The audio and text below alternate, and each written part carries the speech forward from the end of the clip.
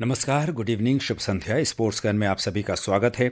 Sports can के आज के संस्करण में मैं हूं अतहर सईद आपके साथ, और तमाम खेल खबरों पर विस्तार से चर्चा के लिए हमारे साथ हमारे स्टूडियो में मौजूद हैं वरिष्ठ खेल विशेषज्ञ सौमित्र बोस। सौमित्र, स्पोर्ट्स कैन कार्यक्रम में आपका बहुत स्वागत। नमस्कार, गुड इवनिंग। शुरुआत मुख्य समाचारों से। आज राष्ट्रीय खेल दिवस मनाया जा रहा है। पैरालंपिक खेलों की फ्रांस की राजधानी पेरिस में शानदार शुरुआत। पेरिस पैरालंपिक खेलों में भारत के सुकांत कदम, सुहास यथिराज और तरुण ने बैडमिंटन के पुरुष सिंगल्स में जीत हासिल की। और एन श्रीराम बालाजी और युकी भांबरी अपने अपने जोड़ीदारों के साथ अमेरिकी ओपन के दूसरे दौर में।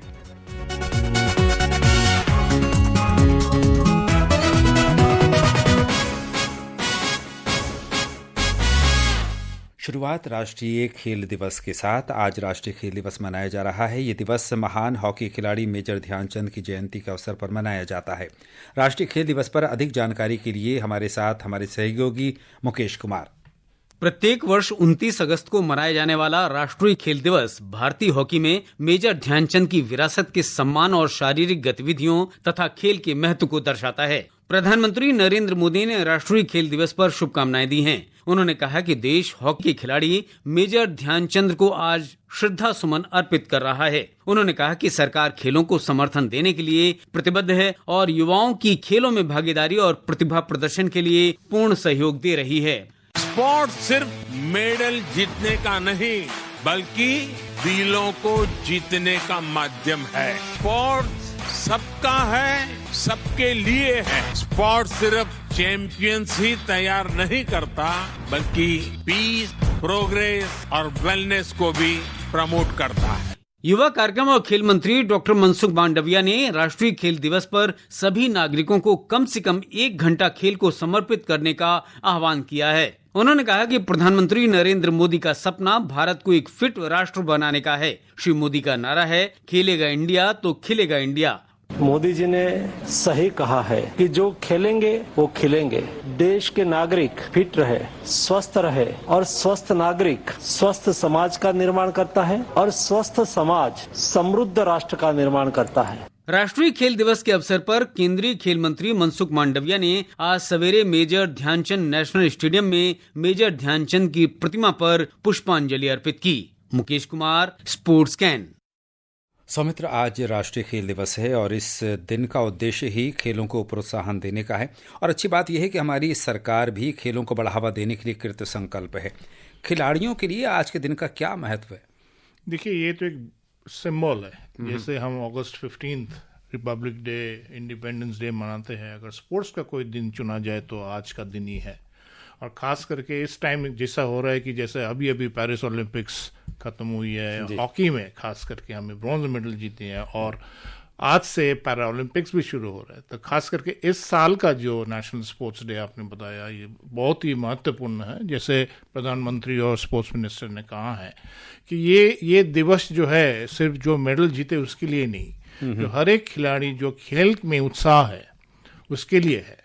जो जीते हारे कोई फर्क नहीं पड़ता, मगर जो स्पोर्ट्स का जो अवेयरनेस बिल्ड करना चाहिए देश के लिए, हित के लिए, इसके लिए ये दिन बहुत ही महत्वपूर्ण है। बिल्कुल ठीक कहा आपने सौमित्र। हमारे प्रधानमंत्री जी का भी यही सपना है कि हम सब फिट रहें, खेलें कूदें, ताकि हम खेलों में तो आगे बढ़ें ही, साथ ही फिट रहकर एक स्वस्थ जीवन का आनंद भी हम हासिल कर सकें। जी, ये आनंद सिर्फ ये कोई भी एज नहीं है, स्पोर्ट्स के लिए कोई उम्र नहीं होता। और खास करके आपको मैं छोटा सा एक कहानी बताना चाहता हूँ। आज सुबह दिल्ली में बहुत बारिश हुई है, बिल्कुल, उसके बावजूद खेल मंत्री ने आज नेहरू स्टेडियम में आके फुटबॉल खेला, स्लिपरी ग्राउंड में फुटबॉल खेला और गोल भी किया। सही। तो हाँ, ये जो श्रोता है इसको जानना चाहिए कि ये जो स्पोर्ट्स मिनिस्टर है स्पोर्ट्स में काफी दिलचस्प लेती है। बिल्कुल। इससे पहले मेजर ध्यानचंद स्टेडियम भी वो गए, उन्होंने मेजर ध्यानचंद की प्रतिमा पर पुष्पांजलि भी अर्पित की। और तो ध्यानचंद देखिए हमारा हॉकी हीरो है, और इसी बहाने में श्रोता को एक छोटा सा कहानी, उसका नाम ध्यानचंद क्यों है जी? क्योंकि उनका नाम तो उनका था ध्यान सिंह,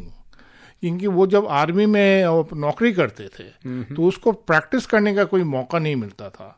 तो जब उसका शिफ्ट खत्म हो जाती तो शाम हो जाती थी, तो वो प्रैक्टिस चांद के नीचे करता था, मून लाइट में करता। क्या बात है। इसके नहीं उसका सिंह उसको चांद हो गया, वहां से उनका नाम ध्यानचंद।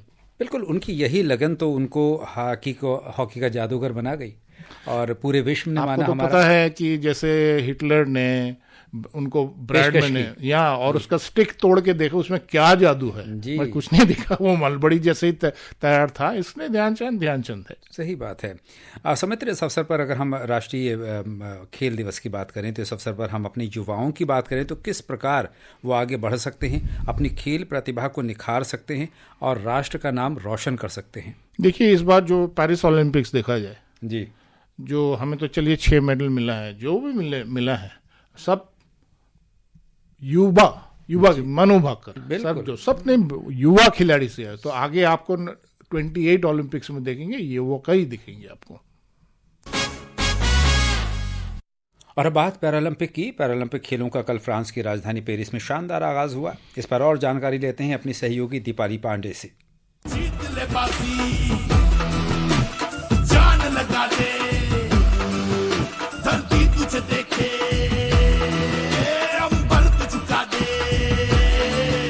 फ्रांस के राष्ट्रपति इमैनुअल मैक्रोन ने पेरिस में एक रंगारंग समारोह के दौरान खेलों की शुरुआत की घोषणा की। 167 देशों का प्रतिनिधित्व करने वाले कुल 4,400 पैरा ओलंपिक खिलाड़ियों ने चैम्प्स एलिसीज से प्लेस डे ला कॉनकॉर्ड तक मार्च किया। भारतीय दल का नेतृत्व टोक्यो 2020 के स्वर्ण पदक विजेता भाला फेंक खिलाड़ी सुमित अंतिल और विश्व रिकॉर्ड धारक टेबल टेनिस खिलाड़ी भाग्यश्री जाधव ने किया। पेरिस पैरा ओलंपिक में कुल 84 भारतीय पैरा एथलीट प्रतिस्पर्धा करेंगे। पैरालंपिक खेलों में भारत के खिलाड़ियों का ये अब तक का सबसे बड़ा दल है। भारत 12 खेल स्पर्धाओं में भाग ले रहा है। भारत की ओर से कृष्णा नागर बैडमिंटन में पुरुषों के सिंगल्स खिताब के लिए खेलेंगे। एथलेटिक्स स्पर्धा की शुरुआत कल से होगी। इसमें 38 भारतीय एथलीट भागीदारी करेंगे। मुख्य आकर्षण का केंद्र भाला फेंक खिलाड़ी सुमित अंतिल और टेबल टेनिस खिलाड़ी भाविना पटेल होंगे। पेरिस पैरा ओलंपिक समापन समारोह के साथ 9 सितंबर को संपन्न होगा। Sports scan Deepali Pandey.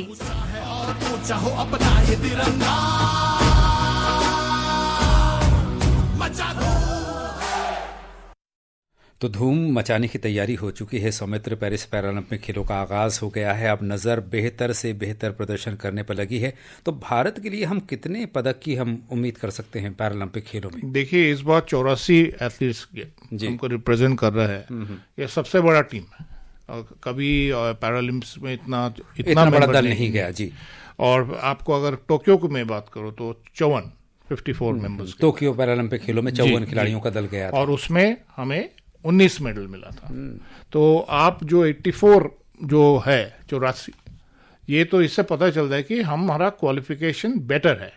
तो जैसे qualification better, probability of medals भी बढ़ेंगे। अच्छा, उम्मीद तो ये की जा रही है कम से कम 25 प्लस की, तो कम 25 से 30 के बीच हम रह सकते हैं कहीं आप ना देखिए, एक प्रैग्मेटिक जो है कि हमको 25 अगर मिल जाए तो ये काफी रहेगा, क्योंकि आपको थोड़ा सा पीछे मुड़ना पड़ेगा। 2016 में 4, टोक्यो में 19, इस बार अगर 25 से 30 के बीच आएगा तो आप मान लीजिए कि हमारा प्रदर्शन बहुत ही अच्छा। बिल्कुल एक उपलब्धि कहा जा सकता है। इसमें कितने स्वर्ण हम हासिल कर सकते हैं? और दूसरा सवाल यह है कि किन खिलाड़ियों पर हमारी नजर रहेगी? 5 गोल्ड मेडल तो हमने टोक्यो में जीता था। वो 5 जो जिसने जीता था वो 5 ही इस बार है। क्या बात है जी। 5 ही इस बार है। इसमें खास करके सुमित अंटिल जो हमारे फ्लैग बेरर थे, उससे तो उम्मीद है कि वो जैवलिन का जो गोल्ड मेडल उसने टोक्यो में जीता तो वो जरूर जीतेंगे। क्योंकि टोक्यो में आपको ये देखना पड़ेगा कि वो 3 बार अपना खुद वर्ल्ड रिकॉर्ड तोड़ के जीता था। और इस बार उसका जो वर्ल्ड चैंपियनशिप जो पेरिस में ही हुआ है उसमें भी उसका स्वर्ण पदक रहा है। तो उसका तो कंपटीशन शायद ना बराबर ही है। हाँ। शूटिंग में जो है आपका अवनी लेखरा तो है ही है, और एक शूटर है मनीष नरवाल। ये दोनों शायद अपना गोल्ड मेडल जो उसने टोक्यो में जीता उसको हासिल करेंगे। कृष्णा नगर बैडमिंटन में है। शीतल देवी जो है ये नए डेब्यूटेंट है। ये तो आर्चर है, 17 साल की है, जम्मू की लड़की है।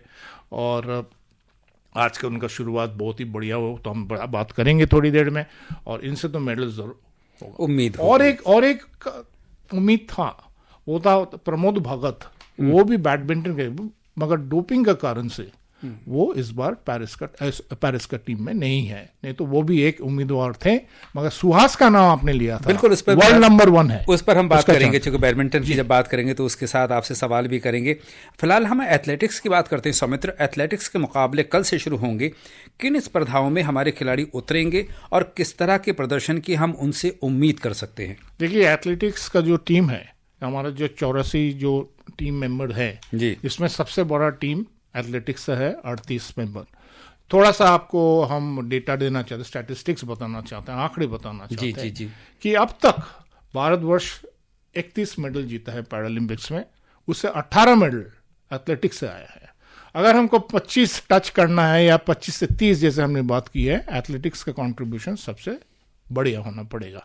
उसमें देखिए तो सुमित अंटल की बात तो की है, गोल्ड मेडल अगर जितना हम जीतेंगे भारतवर्ष का स्टैंडिंग और भी ऊपर जाएंगे। चलिए आगे बढ़ते हैं। अब हम बैडमिंटन की बात करेंगे। पेरिस पैरालंपिक खेलों में भारत के सुकांत कदम, सुहास यथिराज और तरुण ने आज बैडमिंटन के पुरुष सिंगल्स SL4 ग्रुप मैचों में अलग अलग अंदाज में जीत हासिल की। सुकांत ने ग्रुप बी के शुरुआती मैच में मलेशिया के मोहम्मद अमीन बुरहानुद्दीन पर एक गेम से पिछड़ने के बाद वापसी करते हुए 17-21, 21-15, 22-20 से जीत हासिल की। टोक्यो पैरालंपिक के रजत पदक विजेता सुहास यथिराज ने इंडोनेशिया के हिकमत रामदानी को ग्रुप ए मैच में आसानी से हरा दिया। उन्होंने महज 22 मिनट में 21-7, 21-5 से जीत दर्ज की। अपना दूसरा पैरालंपिक खेल रहे तरुण ने पुरुष singles SL4 group D match में ब्राजील के ओलिवेरा रोजेरियो जूनियर जेवियर को 21-17, 21-19 से हराया। तो समित्र, जहां तक badminton singles SL4 group matches का प्रश्न है तो आगाज तो अच्छा है, अंजाम कैसा होने की उम्मीद है? देखिए, होना चाहिए, क्योंकि हमारा अगर एथलेटिक्स की आपने बात की है, अगर सबसे ज्यादा उम्मीद तो हमारा बैडमिंटन से है जी, क्योंकि जैसे आपने सुहास की बात की है, सुहास अभी वर्ल्ड नंबर 1 है और फैंटास्टिक फॉर्म में है। जैसे आज का स्कोर आप देख लीजिए, शानदार। हाँ, और ये अभी सब जो मैचेस हो रहा है, अभी ग्रुप मैचेस हो रहा है, ग्रुप मैचेस के फाइनल राउंड से एक ही फॉर्मेट था आपका पेरिस ओलंपिक्स में जी। तो अगर ये पहले तो इनको क्वालिफाई करना पड़ेगा कि ग्रुप मैच जीते, उसके बाद फाइनल राउंड्स में जाए। और मुझे लग रहा है कि जिसका आपने नाम आज मेंशन किया है, खास करके और एक नाम मैं आपको बताना चाहूँ, मानसी जोशी जो आज हार चुकी है जी, वो भी चांसेस है वो नॉकआउट में पहुंचेंगे। अच्छा, सुकांत और तरुण से क्या अपेक्षाएं आपको लगती हैं, इन दोनों से? सारे देखिए, ये सारे उम्मीदवार हैं, कंटेंडर है, मेडल कंटेंडर, मगर जैसे मैंने आपको कहा कि पहला राउंड ग्रुप राउंड है, उसको आप क्रॉस करिए, उसके बाद नॉकआउट्स की बात करेंगे।